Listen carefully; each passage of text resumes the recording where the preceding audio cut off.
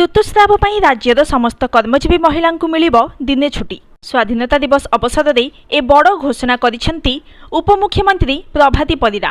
ଜଣେ ମହିଳା ହୋଇ ମହିଳାମାନଙ୍କର ସମସ୍ୟାକୁ ଉପଲବ୍ଧି କରି ଏଭଳି ନିଷ୍ପତ୍ତି ନେଇଥିବାରୁ ଉଭୟ ଉପମୁଖ୍ୟମନ୍ତ୍ରୀ ଓ ରାଜ୍ୟ ସରକାରଙ୍କୁ ପ୍ରଶଂସା କରିଛନ୍ତି କର୍ମଜୀବୀ ମହିଳା ଓ ମହିଳା ଅଧିକାର ପାଇଁ ଲଢ଼େଇ କରୁଥିବା ସାମାଜିକ କର୍ମୀ।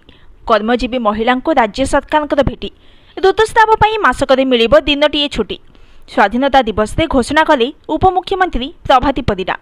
ଆଜି କଟକରେ 78ତମ ସ୍ୱାଧୀନତା ଦିବସ ପାଳନ ଉତ୍ସବରେ ମୁଖ୍ୟ ଅତିଥି ଭାବରେ ଯୋଗଦେବା ଅବସରରେ ଉପମୁଖ୍ୟମନ୍ତ୍ରୀ ପ୍ରଭାତୀ ପରିଡ଼ା ଏହି ଘୋଷଣା କରି ଆହୁରି ମଧ୍ୟ କହିଛନ୍ତି ଉଭୟ ସରକାରୀ ଓ ଘରୋଇ କ୍ଷେତ୍ରରେ କାର୍ଯ୍ୟରତ ସମସ୍ତ ମହିଳା କର୍ମଚାରୀ ଏଣିକି ଦିନଟିଏ ମାସିକ ଋତୁସ୍ରାବ ଜନିତ ଛୁଟି ପାଇବେ।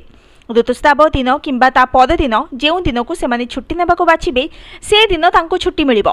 କର୍ମଜୀବୀ ମହିଳା ହୁଅନ୍ତୁ କି ଛାତ୍ରୀ, ମାସିକ ଋତୁସ୍ରାବ